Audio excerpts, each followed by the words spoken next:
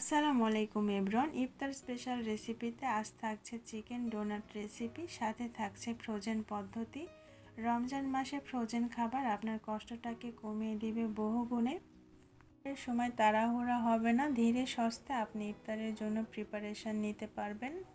এবার চলুন দেখে নিই কীভাবে চিকেন ডোনাটটা তৈরি করতে হবে। হাড় ছাড়া মুরগির বুকের মাংস নিয়ে নিয়েছি।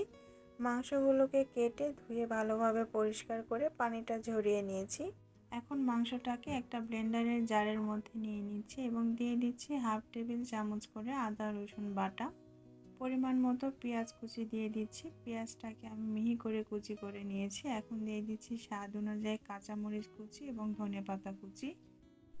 এখন দিয়ে দিচ্ছি স্বাদ অনুযায়ী লবণ, হাফ টেবিল চামচের মতো কালো গোলমরিচের গুঁড়া, সামান্য একটু গুঁড়া মরিচ, কারণ আগেও কাঁচামরিচ ব্যবহার করেছি তাই ঝালটা এ পর্যায়ে বুঝে দিতে হবে।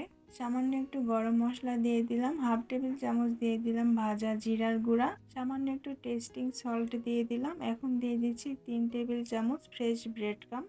পাউরুটিটা ব্লেন্ডারে দিয়ে শুধুমাত্র গুঁড়া করে নিয়েছি আর সেটাই ব্যবহার করছি। এখন এই সব কিছু একসাথে ব্লেন্ড করে নিব।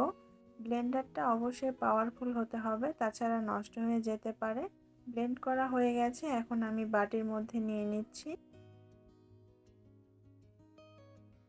প্রথমে হাতের মধ্যে একটু তেল মেখে নিব, তাহলে হাতের মধ্যে লেগে আসবে না এবং বানাতে খুব ইজি হবে।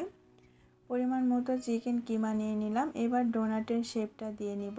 প্রথমে আমি কাবাবের শেপ দিব, তারপর আঙুলের সাহায্যে ঠিক মাঝ বরাবর একটা ছিদ্র করে নিব, তাহলে মোটামুটি ডোনাটের শেপটা চলে আসবে। এখন সাইডের যে এবড়ো থেবড়ো অংশগুলো আছে সেগুলোকে একটু সমান করে নিচ্ছি, তাহলেই তৈরি হয়ে যাবে চিকেন ডোনাট। এখন এই চিকেন ডোনাট ব্রেড ক্রামের মধ্যে দিয়ে খুব ভালোভাবে কোট করে নিব। আর এই ব্রেড ক্রামটা আমি ঘরেই তৈরি করেছি। যে কোনো স্ন্যাক্স তৈরি করার জন্য ব্রেড ক্রামের প্রয়োজন হয়, আর বাজার থেকে ব্রেড ক্রাম কিনলে অনেক টাকা গুনতে হয়, কিন্তু খুব কম খরচের মধ্যে ঘরেই আমরা ব্রেড ক্রাম তৈরি করে নিতে পারবো খুব সহজে এবং সামান্য উপকরণ দিয়ে। কিভাবে তৈরি করতে হবে সেই লিঙ্কটা আমি ডেসক্রিপশান বক্সে দিয়ে রাখবো। আই বাটনেও দেওয়া থাকবে, চাইলে সেখান থেকে দেখে নিতে পারেন। এবার এই চিকেন ডোনাটটা ডিমের মধ্যে চুবিয়ে নিচ্ছি এবং আবারও ডিমের মধ্যে থেকে তুলে ব্রেড ক্রামের মধ্যে দিয়ে ঠিক একইভাবে কোট করে নিব। আর এইভাবে সবগুলো ডোনাট আমি তৈরি করে নিব।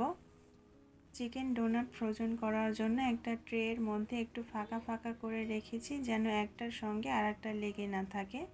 এখন এগুলো ডিপ ফ্রিজে রেখে দিব কয়েক ঘন্টার জন্য।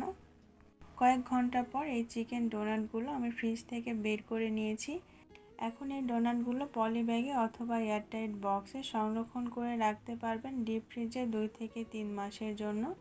যখনই খেতে ইচ্ছা হবে ডিপ ফ্রিজ থেকে বের করে নর্মাল টেম্পারেচারে নিয়ে এসে ভেজে নিলে তৈরি হয়ে যাবে চিকেন ডোনাট। এবার আপনাদেরকে ডোনাটটা আমি ভেজে দেখাচ্ছি। চুলায় একটা ফ্রাই প্যান বসিয়ে পর্যাপ্ত পরিমাণে তেল দিয়ে দিলাম। তেলটা গরম হয়ে গেলে চিকেন ডোনাটগুলো দিয়ে দিচ্ছি। এখন এই ডোনাটগুলো এপিট ওপিট করে সুন্দর একটা কালার আসা পর্যন্ত ভেজে নিব। চিকেন ডোনাটগুলো ভেজে নেওয়া হয়ে গেছে, এখন আমি এগুলোকে উঠিয়ে নিচ্ছি।